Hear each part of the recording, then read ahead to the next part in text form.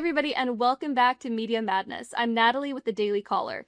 Today, we're taking a look at Pete Hegseth, the U.S. Secretary of Defense, who absolutely lays into the press corps for their dishonest coverage of the events in Iran, including a very strange remark about Hegseth's sexism. So let's get right into it.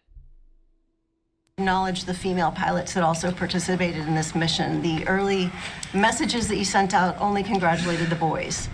So when I say something like our boys and bombers, see, this is the kind of thing the press does, right? Of course, the chairman mentioned a female bomber pilot. That's fantastic. She's fantastic. She's a hero. I want more female bomber pilots. I hope the men and women of our country sign up to do such brave and audacious things.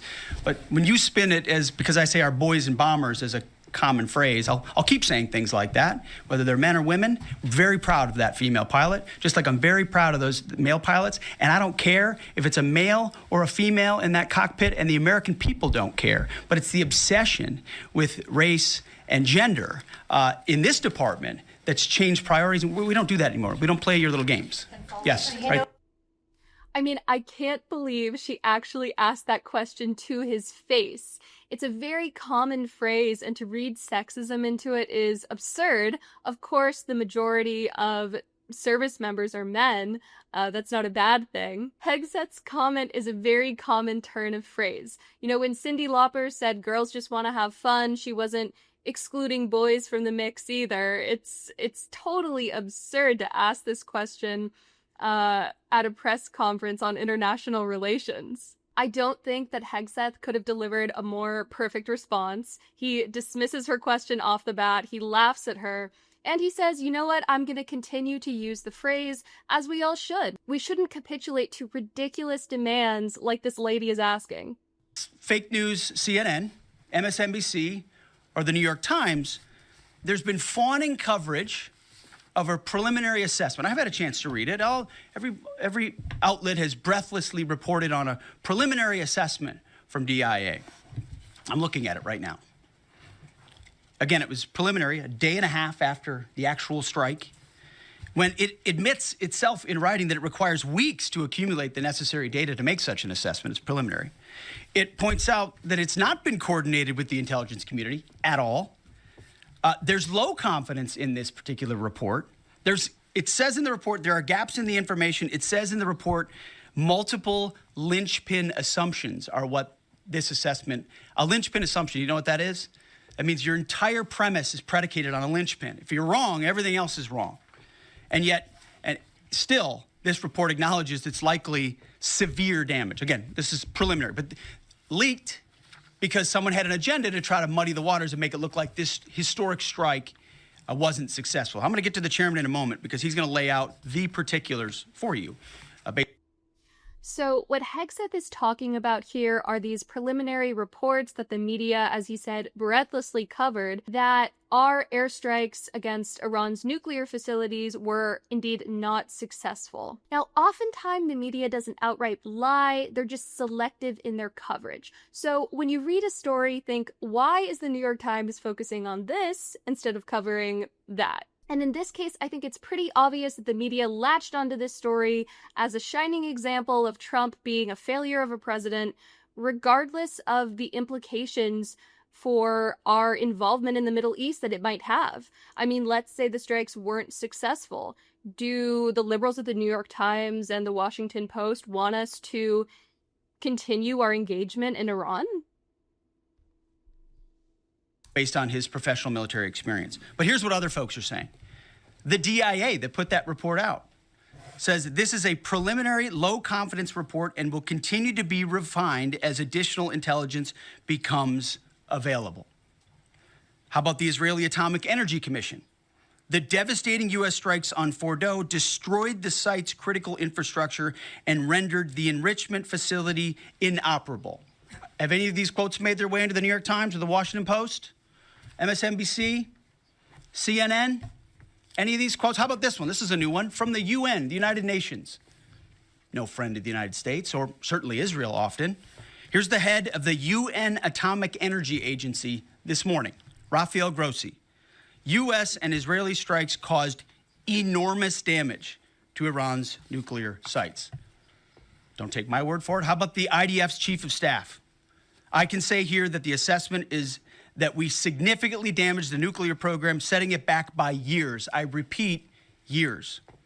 The Iranian foreign minister, the spokesman, our nuclear installations have been badly damaged, that's for sure.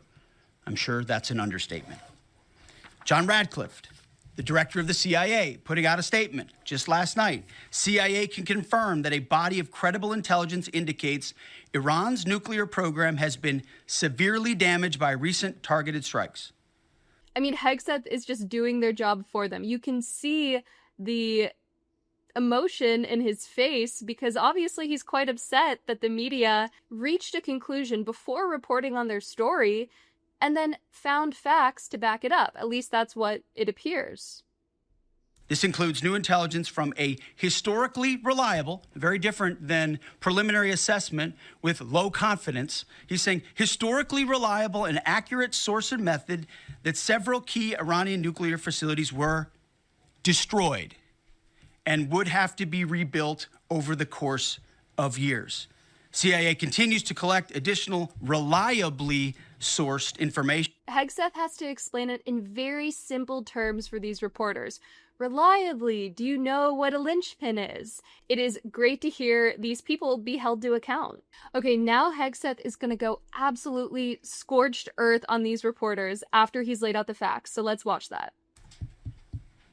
Because you, and I mean specifically you, the press, specifically you, the press corps, because you cheer against Trump so hard, it's like in your DNA and in your blood to cheer against Trump, because you want him not to be successful so bad, you have to cheer against the efficacy of these strikes.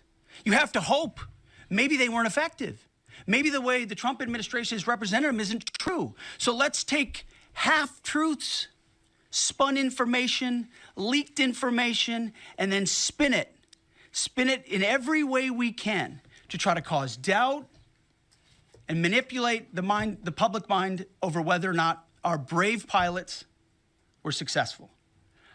Yeah, I mean, he hits the nail on the head right here. These are the effects of Trump derangement syndrome. These people are so blinded by their hatred of Trump and his administration that they're actually rooting against the United States and, by extension, the welfare of their fellow citizens. How many stories have been written about how hard it is to, fly a plane for 36 hours? Has MSNBC done that story? Has Fox? Have we done the story how hard that is? Have we done it 2 or 3 times so that American people understand? How about how difficult it is to shoot a drone from an F-15 or 16 or F-22 or F-35? Or what it's like to man a Patriot battery? Or how hard it is to refuel midair? Giving the American people an understanding of how complex and sophisticated this mission really was. There are so many aspects of what our brave men and women did that because of the hatred of this press corps are undermined because your people are trying to leak and spin that it wasn't successful. It's irresponsible. And folks in this room are privy to that information because of the proximity here in the Pentagon. It's an important responsibility. And time again, classified information is leaked or peddled for political purposes to try to make the president look bad. And what's really happening is you're undermining the success of incredible B-2 pilots and incredible F-35 pilots and incredible refuelers and incredible air defenders who accomplished their mission, set back a nuclear program in ways that other presidents would have dreamed. How about... Yeah, I mean, if you need an example of why the American people increasingly distrust the legacy media, here it is. People know that when they go to these outlets for news, they're either getting half-truths or they're getting very selective coverage on current events. And frankly, it's great to see someone like Hegseth stand up to it. But we celebrate that.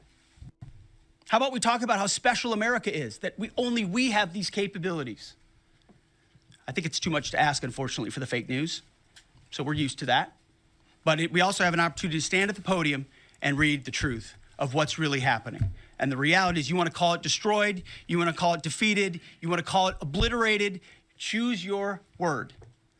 This was an historically successful attack, and we should celebrate it as Americans. And it gives us a chance to have peace, chance to have a deal, and an opportunity to prevent a nuclear Iran, which is something President Trump talked about for 20 years.